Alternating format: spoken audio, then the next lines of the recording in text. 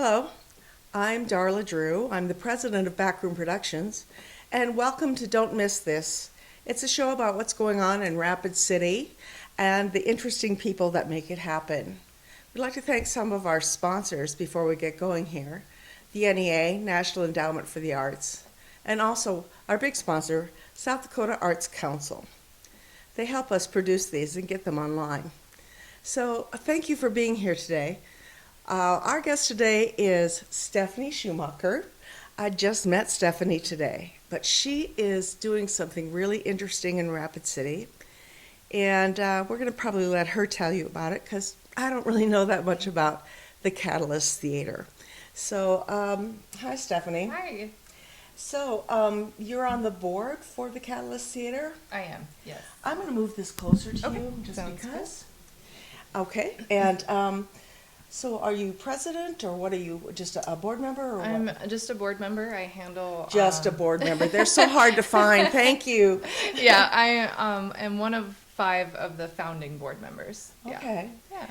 And we were talking earlier, I don't know how this got started, so I guess there were 5 people that saw a niche they wanted to fill in Rapid City, so tell us a little bit about Yeah, so the 5 of us have known each other for a few years now.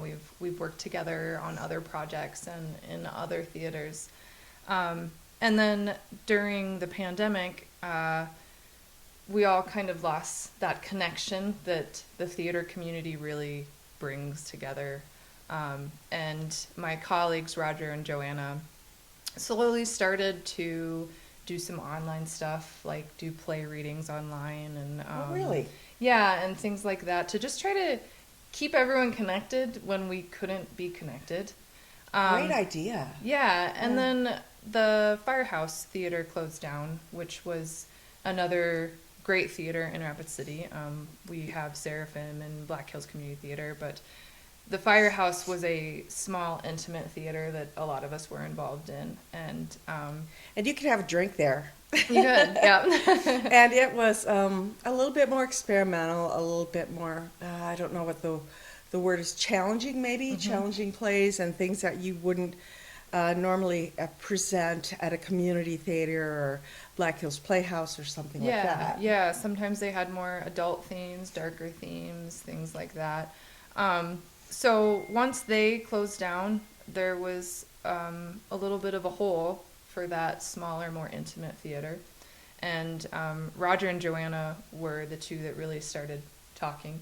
And then they approached the other 3 of us about possibly forming a theater. So it happened fairly quickly. I think maybe a little more quickly than we all thought it was going to. We had a couple of meetings, just to talk about how do we actually do this? How do we open a theater? What do we need to do to get everything in order and do it the right way? And we are a nonprofit, so there's a lot of things you have to do and paperwork and Yeah, you got that things like done that. before you opened? We did. Oh, Yeah. wow. Yeah, That- Roger and Joanna worked hard on that. So, but yeah, I kind of took it upon myself to search for the building because I have worked downtown. I'm a downtown business owner, and I've worked downtown for a long time. So I wanted it to be downtown, and I thought that would be a great atmosphere for it. So I do too, yeah. I started looking for buildings to see what was available, and kind of found one right away. And I said to Wow, all the how other did this happen? yeah, I said to all the other members, like, "Are you guys ready? Because I found something. Like, are we ready to go?" And we signed a lease, and it was a little surreal. We couldn't believe it was happening. And the ball's just been rolling since then. So Yeah, and when did that happen? Do you remember what year or month? yeah, or- so we I think we started talking and having board meetings in 2022, and then at the beginning of 23 is when is it 23? Now I'm thinking the years go by so quickly. The beginning of 23 is when I found the space. And yeah, once we signed that lease, we were like, oh, well, we better decide on This is real. the shows we're going to do. And yeah, so we we had a grand reveal in May or June of 23, and then opened our first show in August of 23. So it happened very quickly. You are not kidding. We were all a little stressed out because you think there's 5 of us, we can get a lot done with 5 of us, but we all have full-time jobs, and there was so much more involved in opening a business, especially a business where you regularly produce something. So yeah, we were all very busy, and Yeah. we didn't quite expect how many things were going to be thrown at us, but we just closed our very first season a couple weeks ago with our final show, and it's been great. It's been a whirlwind, but it's been exciting and wonderful. So Well, I just want to jump in here and say, so Stephanie and her group are living proof that if you really want to do something, especially in a city like Rapid City, it's doable. There's room here for more arts. There's room for more music. There's room for more theater. There's room for more visual art. And so don't not do something because you think it's already going on. If you see a way that you would like to have your particular art expressed in Rapid City, there's people that will do it and people that will help you, and you can get things started here in Rapid City. They really ran with this, getting a 501c3, which is their nonprofit status. So that means they can raise money, and that's a really important thing, to be able to raise money and not pay taxes on it because it's a charitable organization. And it also means that you really have it together. we hope so. Well, we're trying. For donors, you Yeah. know, they look at that, and if you're not a 501c3, Right. you're not going to get very Right. far. Yeah. So. Well, and speaking to that, of starting organizations, I think we knew that people might be excited to help us and support us, but we were overwhelmed with the amount of people that wanted to not only donate money, of course, but donate their time, their expertise, all of those things. We were so fortunate to have so many people jump in and say, hey, I have knowledge in this, can I help you out? Hey, I have knowledge in this, can I help you out? And it was really like humbling to just step back and let other people, help us with designing the building and, permits and things like that, because there's so many areas that we just had no idea that were going to pop up. So the community has been not only excited for us, but really, really wanting to help. I know you might not know the answer to this, but you were there from the beginning. So where did the risers come from? How did you do your stage? And so Roger, our wonderful board member, Roger, who is also the technical director of the community theater, he built all of it by hand. He built all of it? Yeah. Oh, wow. He had help. We had a lot of wonderful humans helping us out. But yeah, he built it. And I remember walking into the theater as it was slowly going on, and all of us helped, whether it was painting or carrying in lumber and things like that. But I would stop in every couple of days and see, and just how it evolved from. It was a tattoo parlor before we rented it. Oh, okay. So there were walls and booths up, and so we had to take it from that into what it is now, and to see the progress was just, unbelievable. So it's a basic black box theater, and that means, go ahead. Yeah, so elaborate. it's just a very small, intimate space with black walls, black floor, basically a blank canvas. So whatever show that we bring in is really the highlight of the space. Everything else is just very black. But it's beautiful and elegant, I think. And seats about how many? We have a capacity for 39, so we're very small. And that just gives it a more intimate feel. Really, I went to your last show, and Indecent. Yes. Oh yeah, and it was wonderful. I really liked.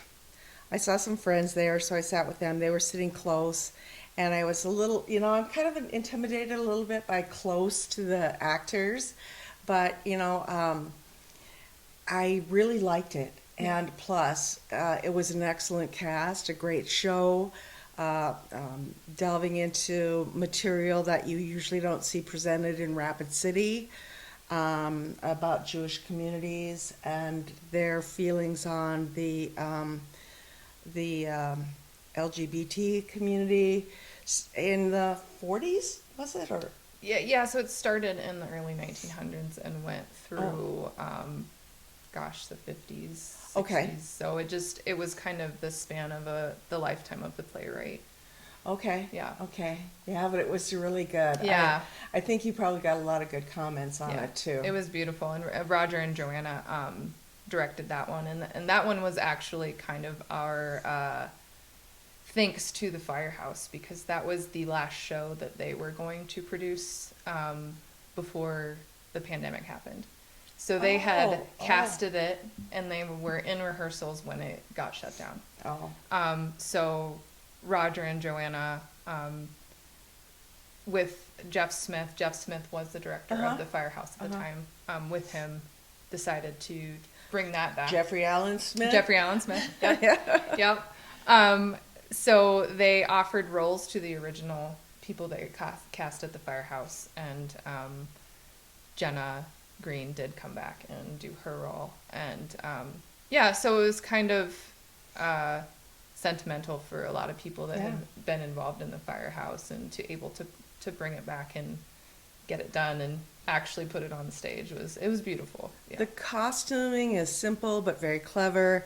I found the projections that were going on in the back, behind the players, very interesting and lovely also. And really looking forward to your new season, and I guess that's not too far off, correct? No. A little over 2 weeks we open. We You rolled. just took a breather. Yeah, we rolled right into our second season. We really wanted to try to have a summer show, because there aren't, besides the Playhouse, of course, in Rapid City, there's not a ton of summer theater. The community theater is doing some Shakespeare right now. But we wanted to see, if it was doable, if people were interested. And so, July 5th, we are opening Lewiston. And it's a small little play, but it's very moving and beautiful, and has to do with family and trying to find your roots or figure out where you came from. And it's a great little drama. Well, so are you just doing one show this summer, or you're going to have a season of shows? So we're going to start in July with our first show of the season, and then just continue on into our season. And the next one after that is called POTUS, and that is in August, I believe. Okay. And it's a comedy. Okay. It's got some adult themes and adult language, but it is hilarious. It's a great show. Okay. Yeah. Well, I know that I'm going to be making it down there a lot more. So how are you letting people know what's going on? Can they go to Facebook or a website, or how does that work? So we have both a Facebook and an Instagram, and we have our website, which is www.catalyst.art, A-R-T. And that has all of our information, our show dates, where we're located, a little bit about us, a little bit about our season, and things like that. Who does your costuming? So for the most part, Abby Simmons, who is one of our board members, has been doing our costuming. Chris Lee, who also works at the community theater, has done our Christmas show, and it was beautiful. But Abby has done it for the most part, and Abby is she's genius. And, I don't really understand, as I look at the theater, where's your backstage? Where do they get ready? So it's small. It's very tight, but it works. Okay. We're able to shove a few people back there. I suppose they do their own makeup and everything then. Yeah. Yep. Okay. Yep. Well, the sound was really good too. Yeah. Now, was that just natural sound, or is that how do you do your sound?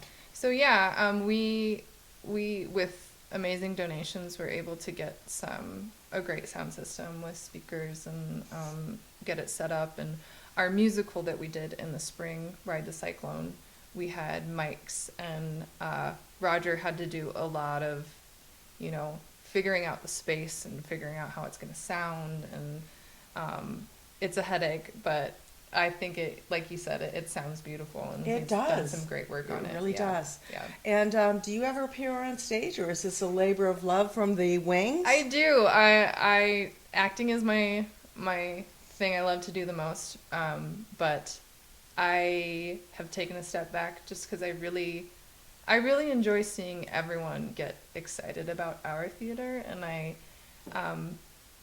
kind of want to give other people the opportunity. I think the second season I'll probably jump in.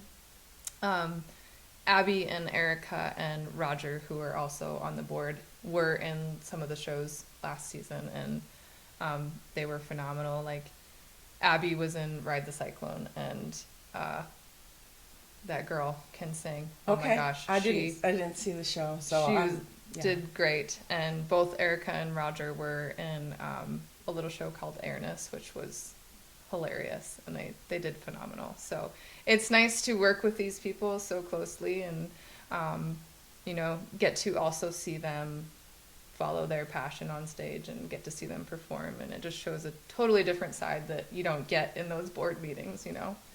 Well, just to let you know how popular it is, the show that I went to, when I believe it was a Friday night, and it was almost full. Yeah. So I would say if you want tickets to the Catalyst, you see something you want to go to there, really move on those tickets fairly quickly, because 39 seats, Yeah. it goes quick. Yeah. And but how long are your runs going to be for your shows? Are they 2 weeks, or do you So have we have 4 weekends, 12 shows. 4 weekends? Okay. Our musical, we might do 5 weekends this year, and Okay. that musical is Lizzie, and that will be in February. So 12 shows, and then we also do have 2 or 3 pay what you can performances every show. One of our main goals when we opened the theater was making theater accessible to all, whether that's younger kids who might not have the money, Yeah. or Sure. anyone really that might not be able to pay that $26 for a ticket. So we have multiple performances where you can come in, and we just have a jar. You can donate whatever you like. It doesn't matter. We don't see it. You can do nothing, or you can donate $100. So yeah, we really wanted to make it accessible for everyone and allow everyone to see theater and get involved in the community. And That's amazing. yeah, You guys, that's really, thank you. I don't know. There's young people that really do need access to the arts that don't have that money. Yeah, absolutely. And I hope they know how to find out how to take advantage of those freebie nights. So as far as going forward, what do you see for the Catalyst in the future? Obviously, you're already doing your seasons. You've got a great board. What does the Catalyst need to go forward, and what do you think your future looks like? Yeah, so I think we're all really excited about the future, especially getting our first year under our belts. The first year was about just get through it, Yeah. survive, do what we need to do. That's amazing. Yeah. But we slowly are starting to expand into other arts as well. Like, we realize that there might not be a ton of venues around Rapid City for smaller arts. So we have Like music? so we have we've had some jazz nights there, and we've had some comedy fests, and some comedians come, and so we want to explore that in between our tight schedule, obviously, of just having a space where more artists can perform. We also have the Verb. I'm not sure if you know about the Verb. No, I don't. It's a spoken word event. So nice. they put that on at the Catalyst as well, and they do different themes for the Verb, and you can come and read your own writings, or just perform things that you need to. So that's kind of what we're focusing on, is just creating more of an arts community, even besides the theater.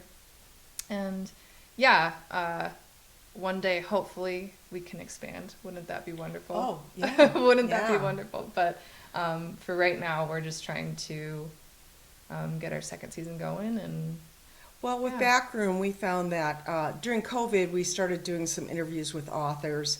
They don't have much of a chance to speak about their work. And also, the young poets don't have many stages that welcome them, or people that just do rap without music. And it's harder, it's more challenging stuff for audiences because it is from a youthful standpoint, you know, as far as like the language goes. You can't put censorship into that, or that's going to turn them off. And so you have to be willing to accept what's being said and being read. And I think it'd be exciting, and I'll keep my eyes open for the Verb and see when I Yeah. can go and see a production or a performance. Yeah. What, do you just give them a mic, or do they just Yeah, go? so Natalie runs the Verb, and they have a Facebook page. Is that Natalie Slack? Yeah. Okay. Yep. Okay. Yep. So I believe it's about once a month. Sometimes they perform at the Doll too. And like I said, there's usually just a general theme, Mhm. and anyone can come. You don't have to talk. You can simply just sit in the crowd and listen. And yeah, it's great. We're trying to foster more small arts and projects and things like that. And It's tough to do. yeah. It takes the same amount of staff, Yep. no matter how many Yep. people you have in the crowd. Yep. So, yeah, and Stephanie was telling me earlier, they have continued a good relationship with the Black Hills Community Theater, and I love it when I hear, you know, community groups working together instead of somehow trying to sabotage each other. And I'm, not saying that ever happened, but, it's really good when because they are kind of they're the elephant, they're the big, strong group, and that you guys would continue to work with them, and that they would help you, and the firehouse would maybe come in and mentor a little, or come across with some funds. That'd be great. Yeah, absolutely. We don't ever want to be in competition. Yeah. I think this community is big enough that we can all exist. And for us, the idea is the more theater, the better. I mean, Yeah.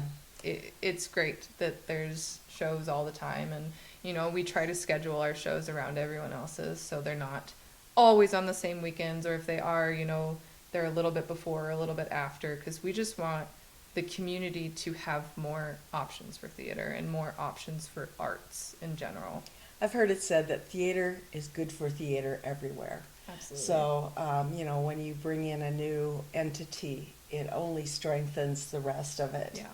So, we have been talking with Stephanie Schumacher, and she's a downtown business owner and also very involved in the Catalyst Theater, whose your season's starting up again when? July 5th. July. Yeah. Wow, that's coming right up. Yep. Gibson, do you want to go down there and see some theater? Yes, guys, I always have Gibson sitting with me because then he doesn't bark when the door rings or doorbell rings or anything like that. So anyway, he's just my little mascot. So thanks a lot for your time this afternoon, thank Stephanie. you for having me. Yeah, and once again, thank you to the NEA and the South Dakota Arts Council. We're Backroom Productions bringing you Don't Miss This and Don't Miss the Catalyst. Make sure you see one of their shows coming up starting July 5th.